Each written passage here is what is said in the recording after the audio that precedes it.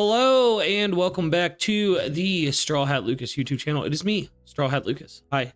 Lovely to see you all today. We're going to be talking about One Piece, chapter 1159, The Island of Destiny. Of course, we are joined today by One Piece community local legend, the historian of the entire community, the man who knows everything about everything One Piece, Mr. Cube of the Red Sea. How are we doing today, Cube?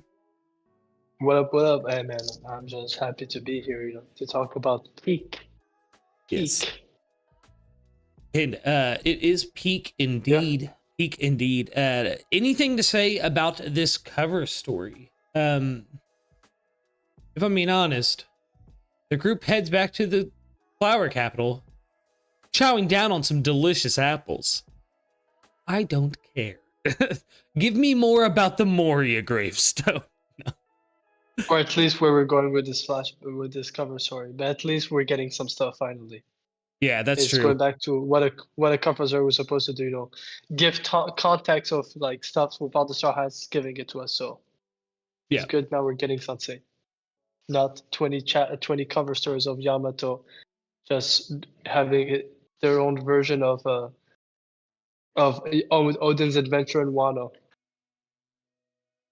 That's legitimately all this is too.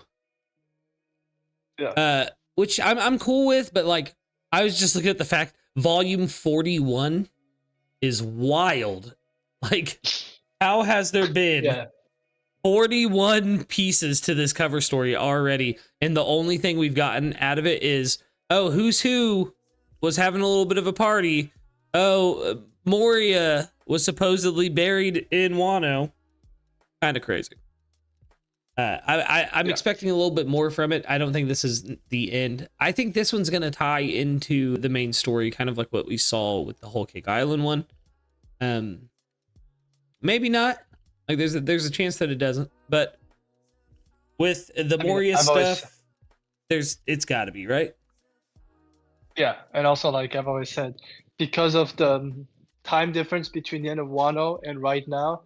Mm-hmm. It's long enough that it could be during the whole time that Yamato's been having their adventure. Yeah. I am doing some last minute promo real quick.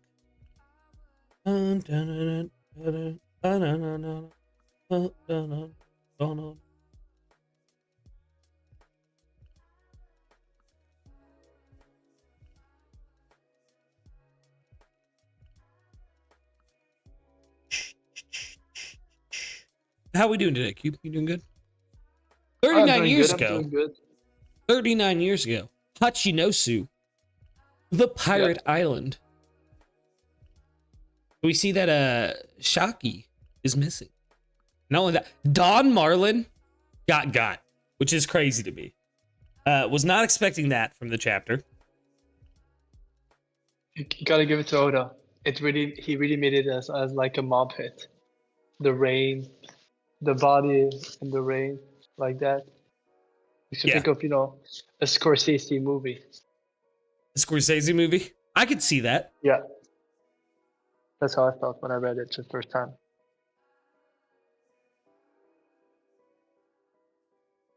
It also parallels perfectly the night that Blackbeard, that Ace and all the other Whitebeard pirates found out what Blackbeard did. Remember, it was a raining dark night.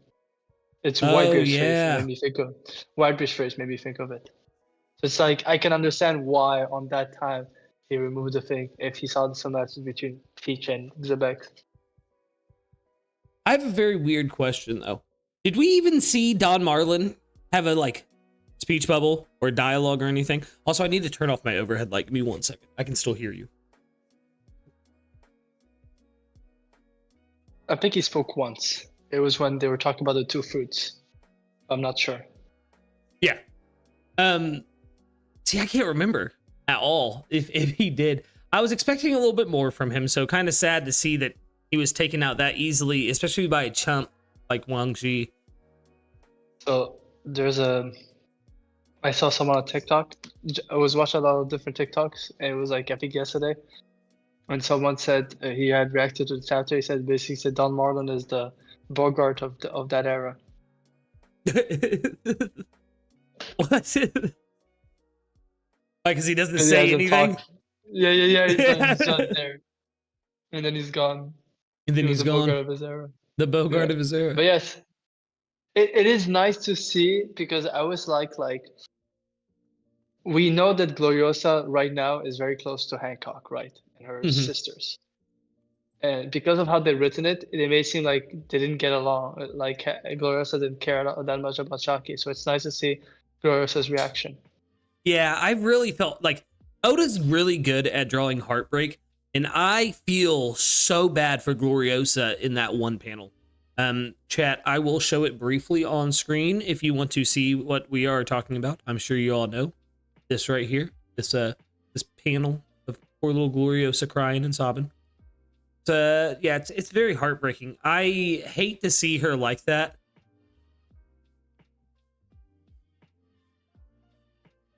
And it's good to know that her relationship with Shaki wasn't damaged by the affection that all the other pirates were showing to her. You know what I mean? Rox is pissed enough to rip a whole paper in half. First feed of Rox we've seen, or Roger that we've seen in a grip, ripping a newspaper in half. Yeah. It's very funny because those reactions, the best remind me of a reaction of Luffy and a Roger of Ace kind of situation. The fact that her getting kidnapped stopped the entire economy for weeks is insane. Yeah, no, it is crazy. It is crazy. So, I think it's safe to say we're probably getting God Valley, right? Like, there's no ifs, ands, or buts. We're getting it next chapter. They're setting it up, yeah. I still think that you're right, though. I think that we're going to get quite a bit of it here, but there's going to be a missing piece that we don't get until we get Garp's perspective on the event and kind of how it went from his point of view. Yeah, and especially since for me, why would I have Sengoku say that? What do you mean? Oh, that Garp was the only one that knew truly what happened at God Valley. Yeah. Only Garp knows what really happened on that day. Yeah. And even that he doesn't speak about it. So that's why I think there's definitely going to be a twist we're not going to see, or we get revealed later on. I always knew you'd come back. Shamrock, Shanks, it's your father. Yeah. Arling's a piece of crap. Yeah, no, he deserves Saturn's spot among 100%. Like, yeah, he deserves it. He earned it well. How happy those babies look, knowing that one of them will become an Emperor of the Sea, and that the other one will become the leader of the Holy Knights, potentially. Now that Garland's a Gorosei, is shocking to say the least. So I saw an interesting theory. So people have been theorizing because if you look at the twins, he has made one that was blushing, the other wasn't, to make a difference. And because of how we say the story, people are wondering. Someone was saying like, what if there's a twist? Everyone's something like the one who looks happier, who's blushing more. It must be Shanks, right? No, that's definitely Shamrock, right? Yeah. And he said, what if that's the twist? They're as babies, you're gonna see the reversal where like if like Shamrock has the most happiness and is to portray like how truly evil Guarding is going to be as a person, because then you see Shamrock when he's in the take was, and it's interesting, I never thought of that. You could say Shamrock did not care, but you could also say that the Shamrock we were introduced in Elbaf was deprived of his own emotions, similar to Senior Pink. He was like someone who just deprived his emotions, like shut it down. Yeah, I wonder. It was interesting. It was an interesting thought. Like there was that pivot because of Garling, and he's gonna try to portray baby Shamrock as a sweet baby, sweet, full of love. Yeah, that was sweet baby. That is very interesting. I wonder if that is the case. Like if we'll see that Shamrock's will was broken by his father, kind of thing, and that maybe he is envious of his brother for being more free. You know, because Shamrock's underneath the rule of Emu directly. So I wonder if he does have some kind of like, not necessarily jealousy or resentment, but something towards his brother that makes him feel like, oh, Shanks got everything in life. He got to be free. He got to travel the world without having to go through all this training and all this and blah, blah, blah, blah, blah, blah, blah, blah. I think it could be very interesting to see the dynamic of them as children, because we know what Shanks was like as a child. He was happy. He was having fun, going on adventures with Roger. That's definitely interesting. Yeah. The fact that he's planning on taking Shaki as a bride and tells her that right before he stabs her is insane. Also, the fact that he stabs her is insane. Oh yeah, definitely.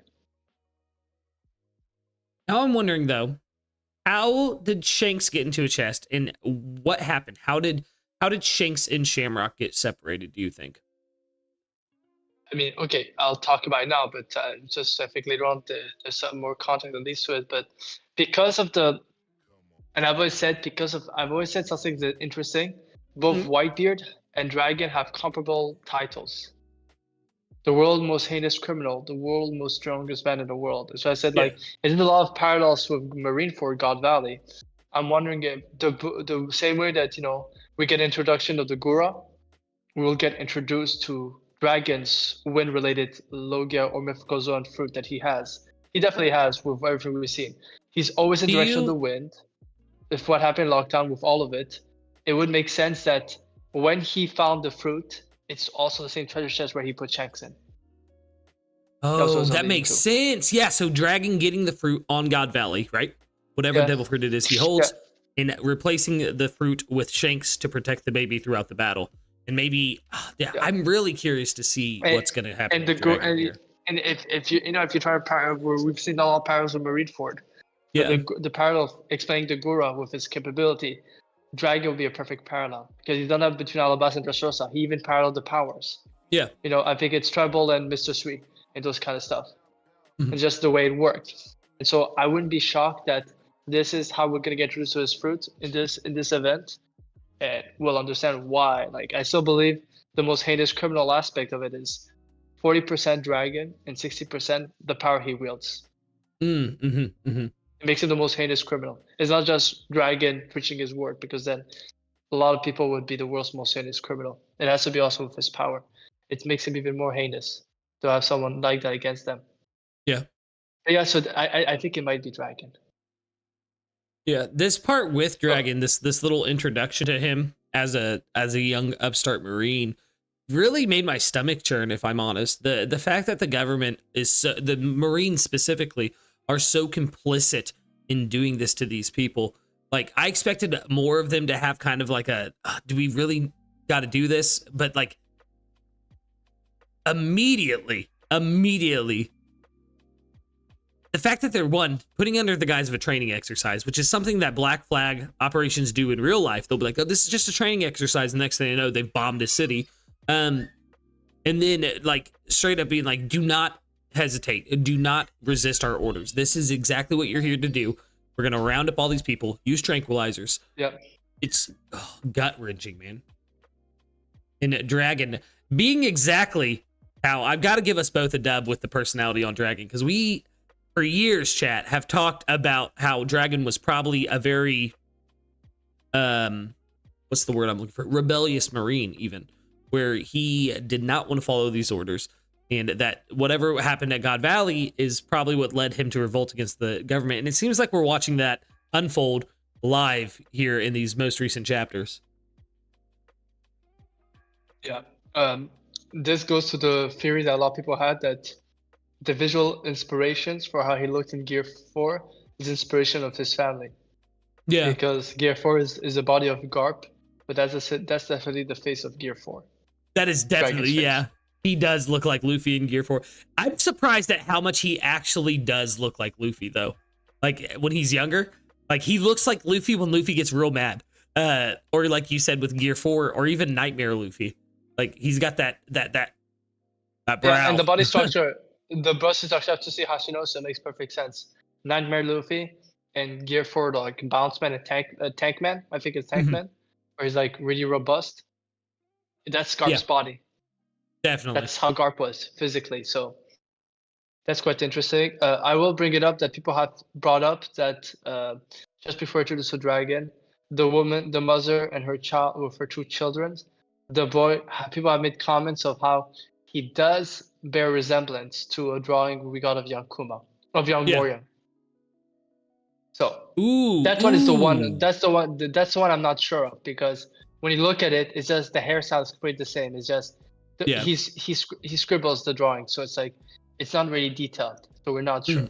But it does. The people have made comments that it could be young Morion. Wait, where are you talking about? Just before Dragon. Do not resist. Keep still. Oh, I see what you're saying. And but people I saw on Twitter, like they show patterns of the hairstyle being, and basically the face expression and the hairstyle is an exact replica. It's just when you look in detail, the face of Moria is in detail. This one is a bit, Isn't Moria in his 50s? He would be at 12 years old, so that's what they're saying, that kid might be 12. He would have been 12. He looks a little small to be 12, but I see where people are drawing the resemblance completely. Yeah, it's hard to tell, especially since especially with his seem like he looks like he's from a special race. I would think, but that's why I'm just relaying some food for thought. We never know. Of course, yeah, exactly. Yeah, you never know. However, I've got a spicy one where. So as we go further, we now see inside the Navy. So we now see how Ginny was able to do it. Yeah. So it was alluded because the way it was described that Ginny was on God Valley for some time, like since it started. But no, she came with everyone else. So at least we know.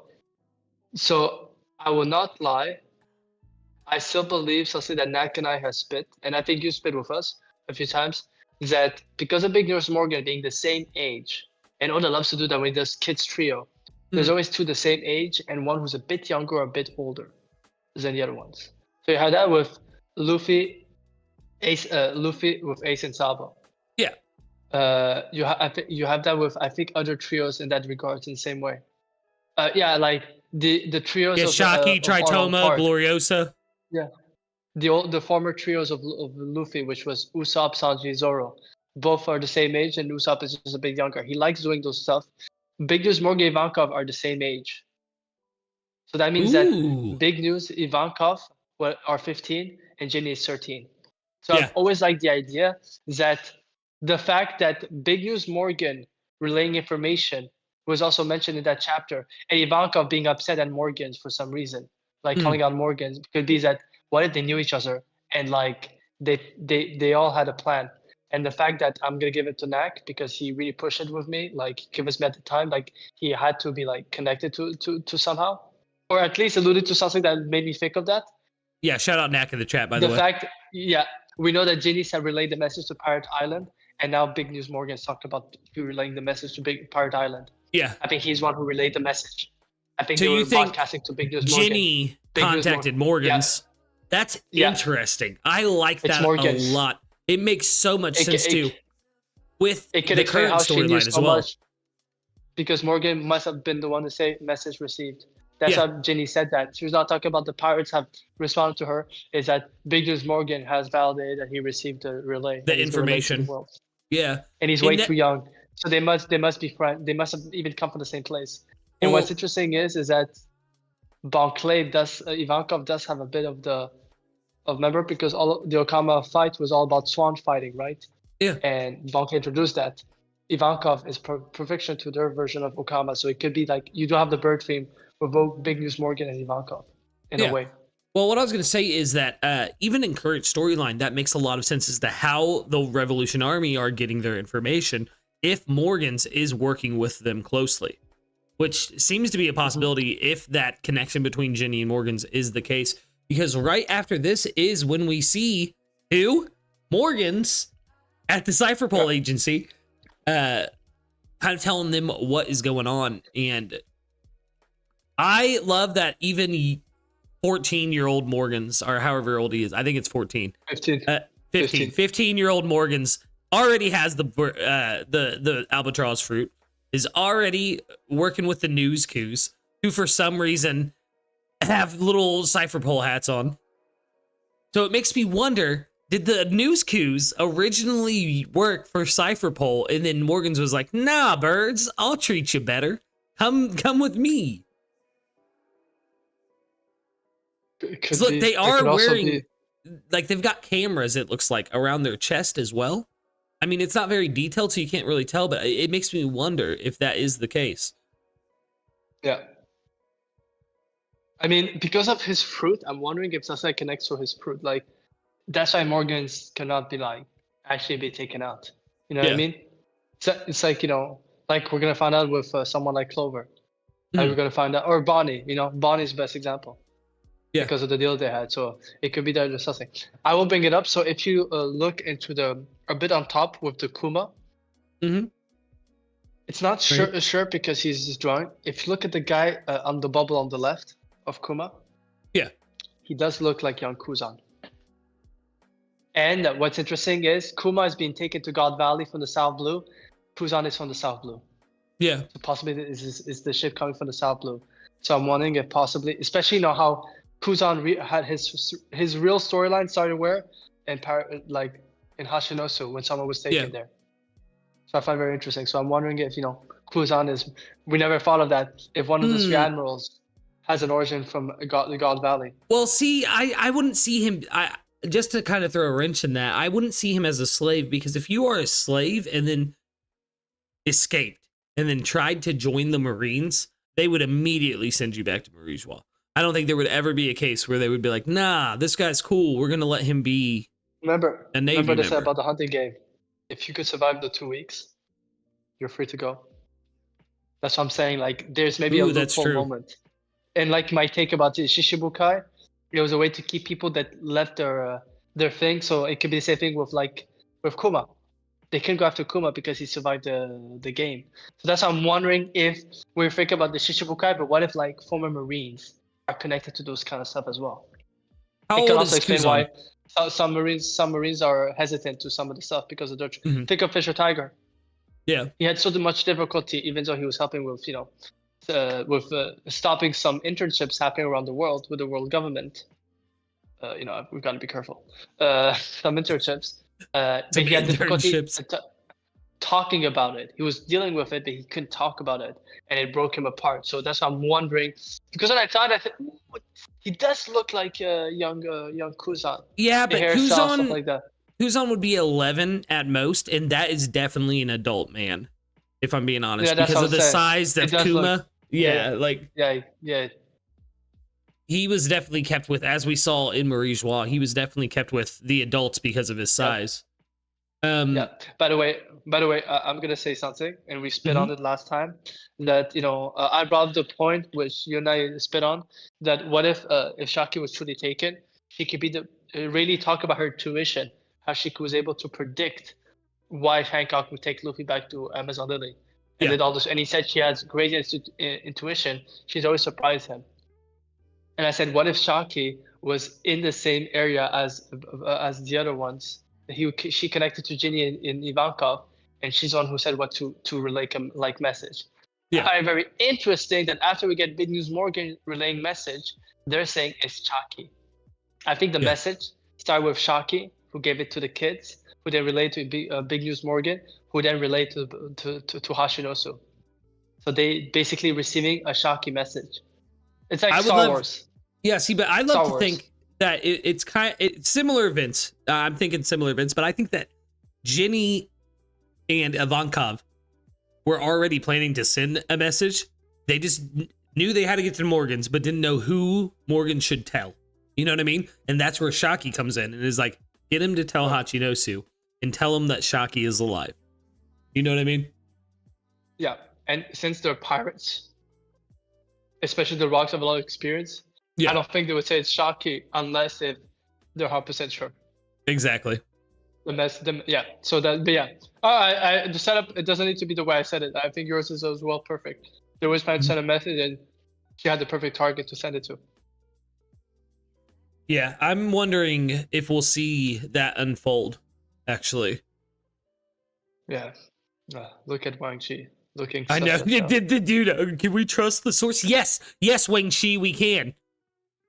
You traitor. The fact that none of us were like, that guy might be the traitor. We all suspected one of the bigger names. We were like, maybe Whitebeard, maybe this. Not realizing Wang Xi is a big name as well. My man ran Hachinosu after this. And the fact that Wang Xi is drawn so similar to Karibu, we never realized at first. Someone said it like a week ago. I read it. I think I never told you that we are really dense to not realize that Wang Xi looks so much like Karibu, and Karibu's original storyline was he kidnapped beautiful women. Yeah.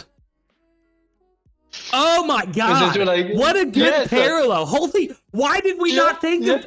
No one thought of that. He said no one thought of Wang Xi. Well, even though he looks so much like Karibu, and Karibu literally was introduced that way, like specifically beautiful mermaids. Yeah, that's insanity. That is the world crazy. Government. It was like it was only foreshadowed with Karibu because of how like they were drawn so similarly. Mm-hmm. I love that they kept Shiki's personality, if I may, real quick, from the movie, where he's very much a love-struck person, kind of like a Sanji or a Gabon figure. Like, he's definitely a pirate who loves his ladies. Him having the smoke hearts coming out of his mouth and stuff is just so good. Yeah.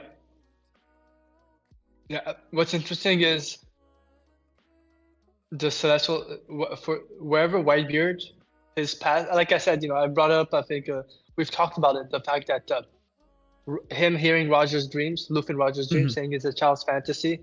He's very straight to the point. Yes. Like, and then in Elbaf we hear that the murals is like literally a child's fantasies. Like whatever culture he knows connects to Nika. It's very interesting that we know he comes from Sphinx, but we don't know his full story. But at that time, remember, almost no one knew about those hunting games. Yeah. Like even like now, no one knows about it. That's interesting that he's heard the rumors. Yeah. Well, that's what I was saying. So I'm very curious where he is. It's interesting. Yeah. Yeah. How did he know growing up on Sphinx that there was hunting games out there? Like exactly. But that, you know what I mean? It's like, yeah, it's interesting. Well, it kind of goes to show the power of the world government, really. The fact that they can do these kind of things and then they turn into urban legends among the rest of the populace of the world. Like, because there's no survivors 9 times out of 10, and the only ones who witness it are Marines who it's in their best interest to not say anything about it.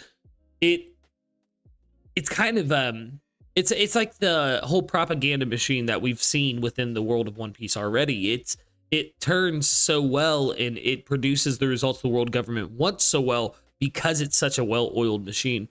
And I think this line from Whitebeard completely proves that in the aspect of propaganda within the world. I mean, the fact that he thought it was just a baseless rumor, never once thought like, because as a pirate, let's be real, Whitebeard's probably seen some atrocities from the world government.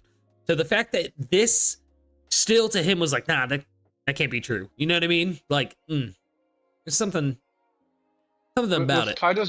With Kaido's backstory, they were possibly taking him to be part of a hunting game. Yeah. Because we'll give you access to a reverie if you give us Kaido. And then Whitebeard's whole life was to protect Sphinx Island. No one could have go after the island, specifically the people. It makes me think of if he knew someone at one point that was taken from Sphinx. And whenever he tried to find out what happened to that person, he heard those legends of those hunting games. It could be. I'm just betting on it, but it's interesting. Big Mom already preparing to betray Kaido. It's very weird. Mm-hmm. It's a weird. I won't lie. That inner monologue of Big Mom is weird. Yeah.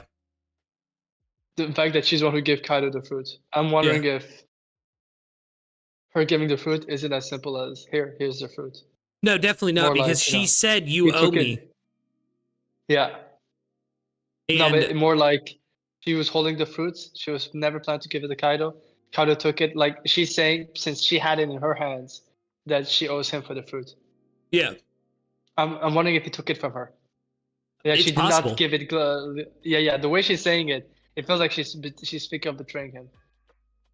Yeah, these fruits could be perfect for my kids. You see? Yeah. Plan to betray Kaido. So I think that it isn't as she said it was. You know, yeah, it's like exactly. Buggy with Shanks. Yeah. He makes you forced me to eat this fruit. Yeah. Exactly. Yeah, exactly. Omi or Oni. That's hilarious, Will. No, I love seeing Streusen because I was wondering where the hell he was. Like, since we got into the flashback, I was like, he's there. I know he's there. So where is he? So seeing him directly, like, interact with Rox was pretty cool, actually, even though I think Streusen's a piece of shit. Also, I'm going to be real.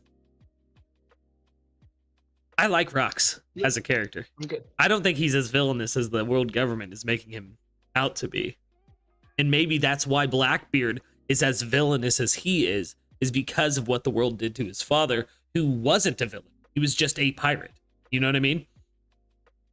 I mean, I think, no, my thing is I like Rox as a character because I think he's portraying him perfectly as the great character that Rox is supposed to be. Yeah. He's doing messed up stuff, but you could see that it's the kid pirates. When you go deeper on the kid pirates, you realize it's basically Luffy who has no conscience for the consequences to other people. Mm-hmm. Luffy is mindful to an extent because of what Shanks taught him. So yeah. That's why I like the Xebex if Luffy was only brought by Garp, because that's how Garp is as well. So, but it is. It is interesting, right? So so now basically we're around the time of Kuma's backstory, because of the face of Garp. Yeah. So that's when Garp gets a call. So I think it was chapter 1197, 98. So we're back to 1098. I know. Yeah. 1098. You're right. Yeah, yeah. Sorry. 1098. Cube's reading into the future, y'all. Don't mind him. Yeah, the Rox and Harold moment. That's definitely it's a parallel, but seeing what really went down with Shanks and Kaido. Listen, they're sharing sake cups. Yeah, that's his I'm brother. Convinced Shanks and Kaido had a discussion. Oh yeah, no, they're definitely seen as like sworn brothers, but I'm convinced that Shanks and Kaido did not fight. They had a discussion, and he found a way to dissuade him. Well, Xebex is unable to convince him. I think Shanks was able to tell Kaido to go back home. Yeah. So with the hidden name thing, do you think that there's a possibility? Like, because obviously the Davy Jones drop is huge, right? Like, let's be real. This is huge, especially with the context at the end of the chapter when they call them the Davy Clan. This may be our answer for the D Clan. We have to wait to see if there's another reveal, if this is the outlier of the D Clan. The thing that makes me think it's not the name of the D Clan is the fact that Oda still put the Davy D Jones in his name, which means he was part of the D Clan as well. But yeah, it's count on the Davy Clan.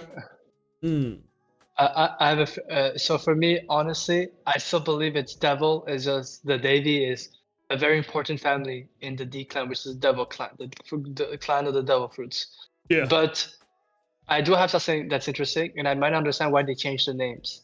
I think someone's name is changed whenever there's a prominent member in it. So Davy Jones, they remove Davy, but only after Rox it becomes Marshall. So I'm convinced that's also interesting. So you have Davy that connects with Davy Jones Locker. Then you have Law's true last name, D Water. Trafalgar.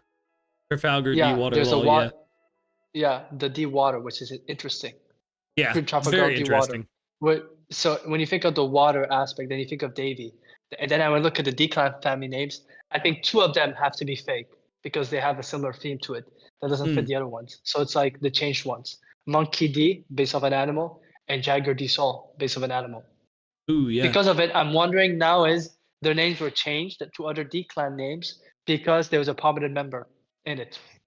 And every time there's a prominent member, the best way to wipe that person's story is to remove change their name. Yeah, because that's exactly what they did to Roger as well. They couldn't change his name from Gold, but they made sure it was Gold Roger, not Goldie. Which is always interesting. I'm wondering if this could be the thing. It's whenever it's a prominent member that becomes too popular in the world, they can't have that name to be around too long. Yeah, which makes sense. So I always wondered, like, dude, how does they change the name? Stuff like that. Yeah, that makes sense. And why too? Yeah. Yeah. So, what do you think of the rocks being from God Valley originally? Like, what do you think of that reveal? I mean, we're not taking a full W, but we did spit because the fear of every event like that seems to connect to the legend, either a pirate or someone who's connected to that island. So we did spit that. I never expected he would be from God Valley. That's for sure. But I felt like he was like how Luffy is friends with the Nefertari family, how Whitebeard was friends with the Neptune family, and Zebex is friends with what's called the well, not anymore with Harold. I said, what if him and the King of God Valley got along? Yeah, but never expected that. Yeah, neither did I. For me, it makes sense. So most likely, what Garland found out was a D-Clan family member hiding there, the Davy family. I love this line too. They just made a mistake, where Harold is like, "Do you think they planned this to lure you in?" He's like, "Nah, they just messed up." Like,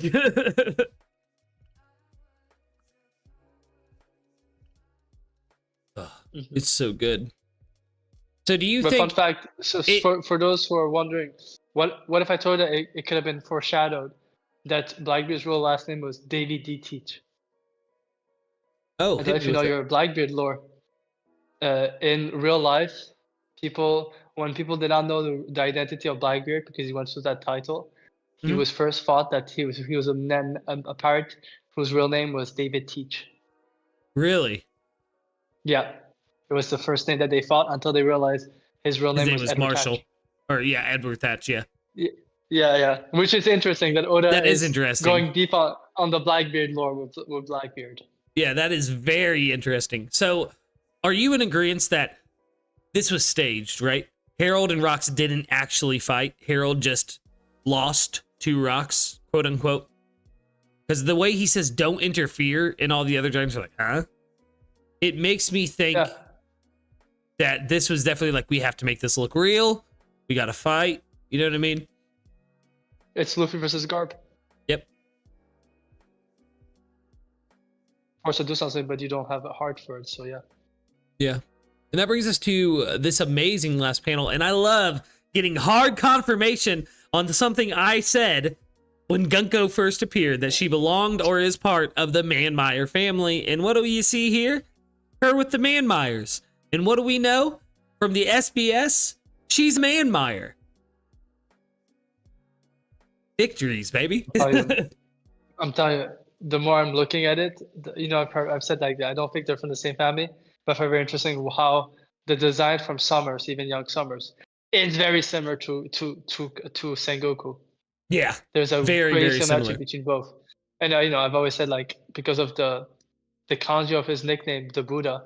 Yeah. In Japanese to English could be translated to Daibutsu, the Buddha, or Saint. Yep. So Sengoku the Saint. So I've always it is interesting, but yeah, I am really liking this. I won't lie to you. I wish we saw the other whole. There was that one God's Night that had the same group, the same style of clothes, the same costume as what's his name? Rodo when he was first introduced. We haven't seen him yet. Yeah. And Killingham either. Killingham is the one we haven't seen. Yeah, but do you think that Killingham is part of the God's Knights right now? He came in later. Because we don't know how many of them are have extended life. We don't know how many of them are old members that were at God Valley and are still members today. Because obviously from Gunko's appearance in this, she has not aged very much at all. She's the only one. Think about it. She's the only one. Summers aged, Garling aged, and the Manmeyer one we haven't seen them today. But Summers and Garling definitely aged. Mm-hmm. Like, look at Summers now. Yeah, that's someone in his 20s, and he's definitely not in his 20s right now. Exactly. Yeah, it's very interesting. What do you think? What other devil fruits do you think we got here besides Kaido's and Kuma's? Let's see. We got Kuma's, Ivankov's, Kaido's. There are 1, 2, 3, 4, 5, 6, 9 chests. And if you look, though, I don't know if I can zoom in without messing up the stream aspect of this. But right here, this last one on the left, that looks like the chest that they used, and this is gonna sound crazy, I know. It looks like the chest that they used in the live action to represent the chest the Gumu was in. It looks like that one with the Marine symbol. Yeah. And as we know, the live action is hinting at God Valley and shit. Like, Oda's letting them kind of build the world a little more. Like, there's a whole musical about God Valley in the second season of live action. I think they're all the same color chests. It's just the way they do it from afar, because there are 2 other ones, when you look closer at them, they look darker than when you're seeing normally. That's what I'm talking about. That left one. And it has a symbol on the top too. That's why I wish I could zoom in. I zoomed in on it on my phone the other day, and I was like, wait a minute, hold up, this looks familiar. Could be just a little Easter egg from Oda, like, here's one with a Marine symbol, like in the live action. You know what I mean? Like, yeah, it could also be that. So there's one fruit, because I've always said this. The way Crocodile talked about Whitebeard, how he first saw him, how he was impressive, and he became a shell of himself, which, it's always parallels, right? It's all the power of God. I said, there could be a chance of, and it's interesting because the setup is very similar as well. When Sabo met Dragon, it was because of an event that occurred with the Celestial Dragon. I'm wondering if that, and Ivankov said that met Crocodile when he was just a fledgling. Hence why Croco Boy. I'm wondering if he was also in God Valley, and that's how he got the Suna. Because you think about it, think of the 2 fruits we know of. They all have like secondary ability. The Kuma's fruit could touch stuff and could heal. Could touch stuff that's not supposed to touch, intangible stuff, but also could remove pain, remove fatigue. Then you think of Kaido's fruit, which is anything but a more normal mythical Zoan. It's like too open by itself. And then, and the Suna is an interesting Logia, because it's not only creates sand, but it absorbs moisture. Yeah. That's a very specific. And it could explain why Oda made a return of Crocodile in Marineford. Like, Crocodile is the one where he really worked for him to be reintroduced. Yeah, I really want to. I am expecting to see Crocodile in this flashback, 100%. Yeah. Not that I'll be like let down if he doesn't show up, but like, I see us seeing a young Crocodile, maybe even getting confirmation that he was a she originally. You know what I mean? Yeah. And maybe that's how he escaped, is that he saw Ivankov eat the horn fruit and was like, hey, hit me with them needles. Wait a minute. Hold up. Did Ivankov get the horn at God Valley? We don't know, right? We don't know. The problem is that's the problem. They found Kaido's and Kuma's. We all know that basically his Okama lifestyle occurred when he saw Kuma again 10 years later on. Yeah. You remember? When he came back with Dragon. That's when it was very clear that he had the fruit since then. But before that, no. The other reason why I think Crocodile might be on the island, there was a moment with Buggy where both Mihawk and Crocodile looked at each other, and Crocodile just told Mihawk, and we know that they go way back. It's not just they've known each other for some years. The fact that he called him he told Mihawk, and Mihawk gave him a weird stare, and then Crocodile he felt like he was like teasing Mihawk, and he said we could always put him into an internship. Yeah, what I find interesting is Oda's still not showing us any of the landscape of God Valley. Have you noticed that? He keeps showing the same outward panel. I guarantee we're going to see that this is Thriller Bark. I guarantee it. I still believe that God Valley is a mixture of pre-timeskip Marineford with Thriller Bark. Yeah, it would explain why pre-timeskip Marineford is the only island inside the Gate of Justice, where you have to enter the Gate of Justice and everything. But I was going to say with that point is, because of that point brought up to Mihawk, right? Yeah. And I've said this. Yes, Shaki might not be his biological mother, but the way that Oda has done the work on Mihawk and the similarities together, he's a similarity of both Rayleigh and Shaki. Yeah. I wouldn't be shocked that she took care of him after God Valley and took care as her own, and that's why he started dressing up like her, having her hairstyle with the sideburns. So because of that, this what pushes me is this could be the event where Mihawk and Crocodile first interacted, not realizing it. It goes from God Valley. I wouldn't be surprised if a majority of the Shishibukai aren't on God Valley. It would give a reason for them to have been elevated to that status. Yeah. If they needed to keep a closer eye on them. Moria, we know, grew up on an island in the west as well before returning to Wano. This could be that island. But think about this: three of the original 8, because Crocodile was removed and Blackbeard. But if you take Crocodile and Blackbeard together at the same time, there's 8. Yeah. 2 of the original 8 Shishibukai of pre-time skip were slaves of the Cecil Dragons: Kuma, Hancock, and Blackbeard. Like Jinbei had a weird reaction when slavery was brought up with Who's Who. And when we met Ed Shark, who was a locked up Jinbei, he got crazy. He wanted to get out of that, of his container. So and kind of makes you think. I think that is definitely the case. I think we're gonna find out there are more Shishibukai and more people that will connect to those events.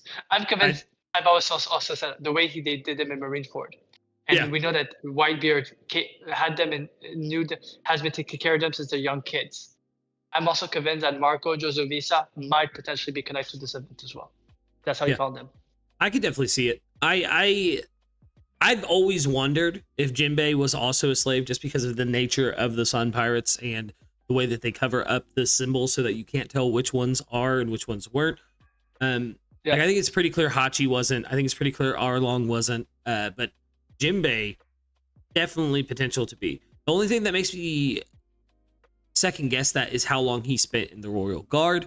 It would have to have been when he was really young that he was taken, such as during God Valley. Think about this. Hack was not in Fisherman Island during the Fisher Tiger flashback, meaning that when Jinbei knew each other, they knew each other for much longer. And who is Hack partnered up with? Koala. Who is a former slave of the Cecil Dragons. Like, it could be that the way that Hack and Jinbei know each other is from those times. Yes. So, like, Jinbei returned to Fisherman Island. Hack decided to follow, the reps instead, or do his own thing. He couldn't let it go. I like that. Because we still don't know. Because, dude, I'm very, the revs. I'm keeping an eye on them, and the last scene for me is something we've talked about. But my take on why I always thought Blackbeard would be a prize, missing for 2 years, 3 years, is it would parallel perfectly. The way they describe Blackbeard's lineage the last couple of years, his family, is very similar to Rebecca. So he's basically the parallel of Rebecca when she introduced the Colosseum. Rebecca of the cursed Riku family. Yeah. A cursed bloodline.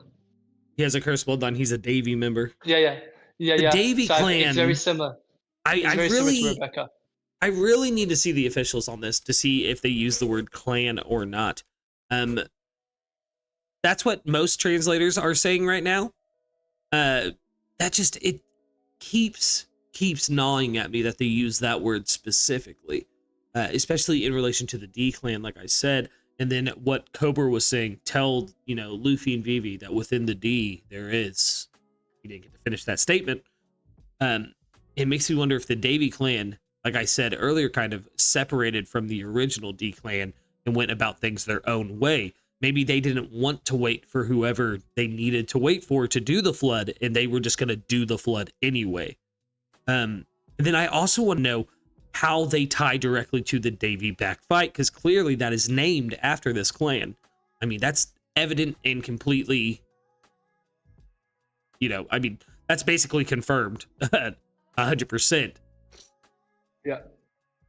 Yeah, it's very, very interesting. I am ready to see them pan over in that cage and show Rocksteady Buggy, though.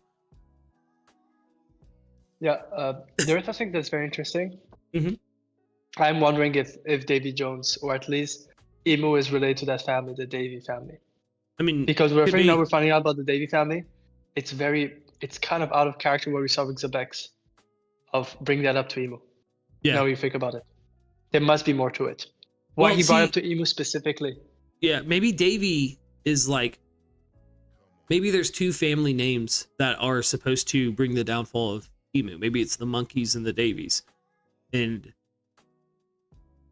or whatever Luffy's real family name may be. Because the more we're getting these hidden names, the more I'm thinking that him, Dragon, and Garp are not from the Monkey clan or the Monkey family. They're from somewhere else. Maybe even Joy Boy's actual name.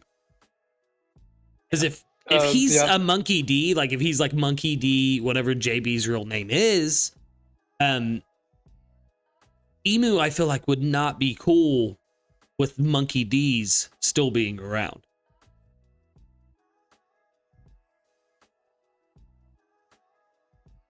Yeah, yeah, it could be. No, that I agree on. The Monkey D definitely changes.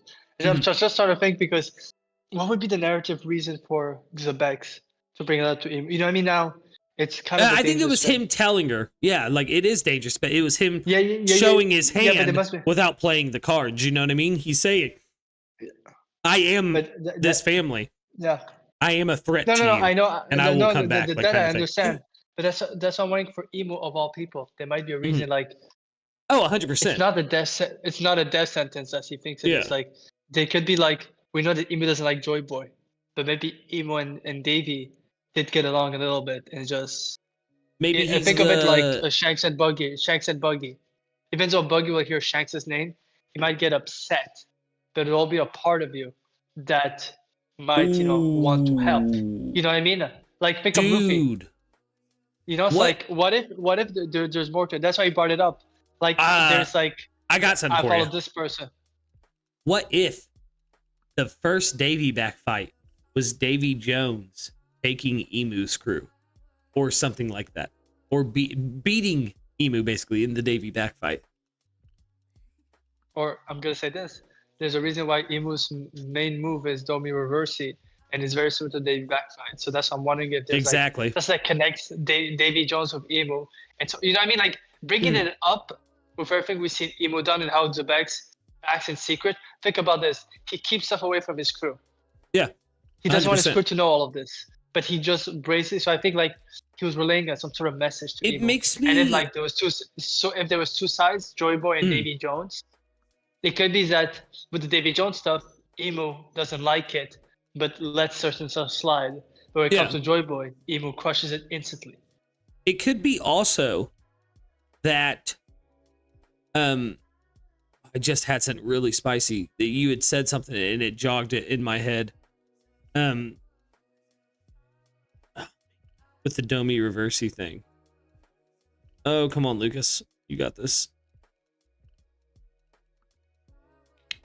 Oh, goodness. Nope, I can't remember. I'm sure it'll come back to me. Right after we get off stream, it'll come back to me. How it always works. It always works like that.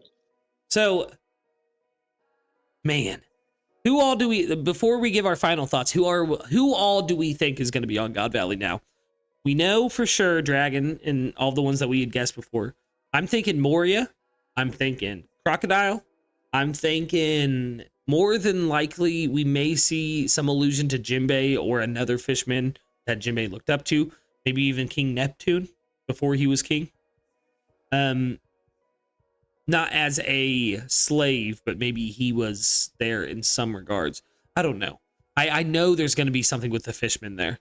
But the fact that they weren't named as special rabbits makes me think that maybe they aren't. But definitely Moria, definitely Crocodile. Remember, until the Reverie, until what Otohime does 20 years ago, there hasn't been any interaction between the world government and the fishmen because of the Reverie 200 years ago. Well, that doesn't mean they weren't taking slaves and stuff, though. No. Oh, okay. I thought you see what I'm saying? Came to, I thought Neptune came as a royal. No, I'm saying like before he became the king, like maybe we have the Prince of the Fishmen. You know what I mean?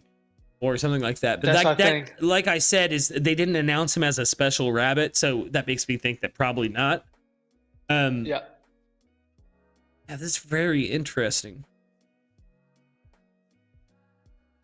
This is very interesting. Who was overly portrayed in Marineford, like I said, and I think Moria, Doflamingo, no, it's 200 people. I think the Dohihote family. That's where Homing saw. Remember, he said a couple years ago. We talked about this. That was 35 years ago. Yeah, so definitely he's the royal who was there, who was most likely saved by the Raja pirates, or didn't agree with or didn't agree with the philosophy. More like. Yeah, and like it's, but that's I think like I don't think it's the best. I think because of how Luffy is, and Roger will be the same, rallying people towards them. I could see that it's Roger's interaction with him that made him change his ways. Well, Fujitora and Akainu, they're the ones who started the whole rock stuff. They're the ones who first talked about it, and Akainu was like PTSD. No, they're not back. Yeah, we could see Akainu here. Akainu here. But what I was going to say is with the oh, you just mentioned him. The homing, Don Kyoto homing. Yes. It could be that we're going to see a parallel to Otahime and Moist Guard, right? Where maybe Roger does save homing. But if he sees a bunch of slaves rebelling and beating up homing, I don't think he would step in and like slaughter the slaves. So it has to be something else. Maybe pirates attacking homing or something like that. And there has to be a very solid reason for Roger to step up. Or maybe it's Dragon. I think like it might not even be Roger. It could be Dragon. Just we know that someone will save him here, though. It's because what Mihawk said in Marineford. Yeah. He has the power to and he said that's the most dangerous power. Yeah. This could be the thing the twist that changed everything for the surviving rocks pirates, who all see after God Valley as Roger's on top. He's even spirit to Xebex. That could be the thing that's different. It's not about power, it's about spirit. So that's how I always felt like it has to be Roger. And my thing is you know what it is? It's something that Luffy has done in the past. This is gonna be the hero complex of something's happening to Homing. He needs help, and the Roger pirates will pull him up and say, "Just go." See, that's why then he'll be shocked that someone like that would protect him. Yeah. See, this is gonna be the second time we have a debate of Roger or Dragon. After I said Dragon, I'm starting to think about it more and more. If Dragon saw something and it kind of was a Kube figure here, like Kube was on Marineford, I don't want to do this, let's stop this, this is madness kind of thing, and still saved a Celestial Dragon, I think that would be a good way to show that Celestial Dragon how humanity is supposed to be. I do think Roger is, like, those are my two candidates for, because I 100%, like I said about Crocodile, 100% being there, I 100% think now we're going to see an interaction with Homing and how he was saved, and that kind of changing, how things went. Because my point is because we know that the power to Luffy from Marineford and God Valley will be Roger, and that ability to rally people, it would be basically Robin with Luffy. Yeah. Why are you saving me? Yeah. Why are you saving me? That's what changes it for Robin. So that's why I think like. I can see Dragon, but because of how he's portrayed in the world later on in the story, stuff like that, I think it could be possible. It could be possible it's Dragon, but that's why I'm wondering if it's Roger. Well, think about it, dude. Pirate he was. From what we've seen, Dragon has the same power Luffy does. He has the ability to unite people in the same way, even on a kind of grand scale. You know what I mean?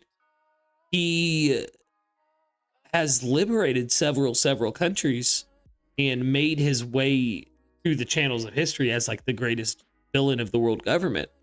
You can't do that without rallying people. But as you said, Roger also known for rallying people. That's what kind of gets me on that Dragon train of thought. Very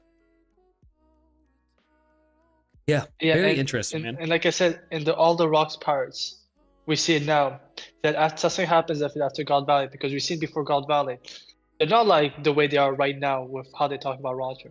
Yeah. So it has to be that quote from Mihawk, but this time he saw the first person he knows who had that talent was Roger. Mm-hmm. So that's why it makes me think it had to be I possibly can see Dragon. Dragon is the candidate, but number one for me is it has to be Roger. Roger saved Homing, and that shocked me completely. Like Otohime saved Muzguard. Okay, why would you do that? Showing him kindness, Yeah. Treat him like a normal person. Treating him like a normal person.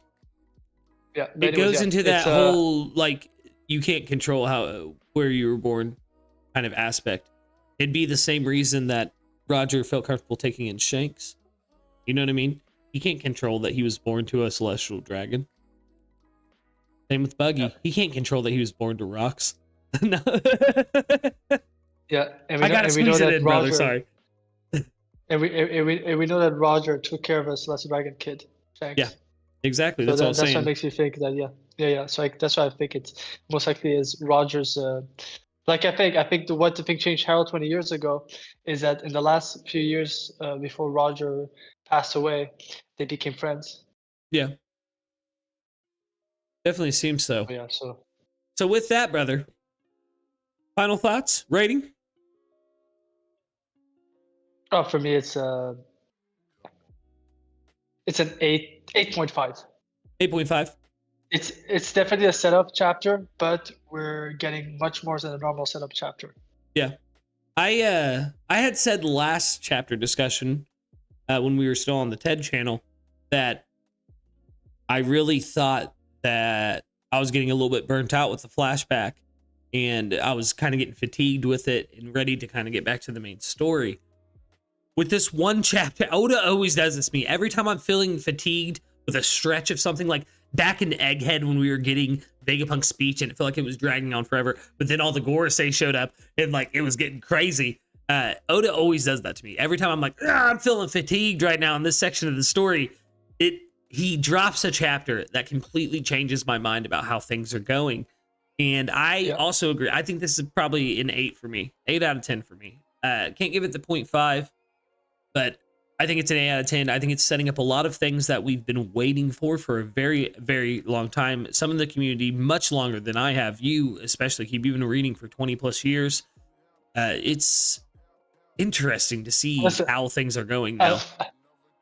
I'm 2 for 3 right now on my prediction about Dragon. Yeah. I called that he found the Revolution Army because of Ohara. And I did say, you've known me for years now. Yeah. I've always been saying that Roger got his first taste of the world by seeing the events of God Valley firsthand. Yeah. The third one would be he apologized to Vivi like Jinbei did to Nami, saying that he's the reason why Crocodile was unleashed on Alabasta. That's my third prediction of Dragon. But yeah, that is wild, and I hope it does come true actually, because I would love to see that. Yeah. It's a normal perfect setup with Nami. Yeah. Alrighty, well, that brings us to the end of the stream today, guys. We will be back next week with a new chapter, probably on a different day. We'll probably be going live on Friday at about 7 p.m. EST, trying to hit that initial wave. Oh, Daria, don't be in here if you haven't read the chapter yet. Whoop! No, great. Thank you for stopping by, though, brother. It means a lot. Yeah, shout out to all the chat members who stopped by when we were live. Yeah, this is a great time. Once again, I've been Straw Hat Lucas. Make sure you like, subscribe, do all that YouTube stuff. This has been Kube, my right-hand man and historian of the One Piece community. Say bye to the people, Kube. Yeah, guys. Well, I'll talk to you guys soon, and let's hope that this peak just doesn't stop. I don't think it will. With that, guys, more importantly than anything Kube or I have said in this entire stream, I want you guys to have a wonderful, wonderful night. Bye.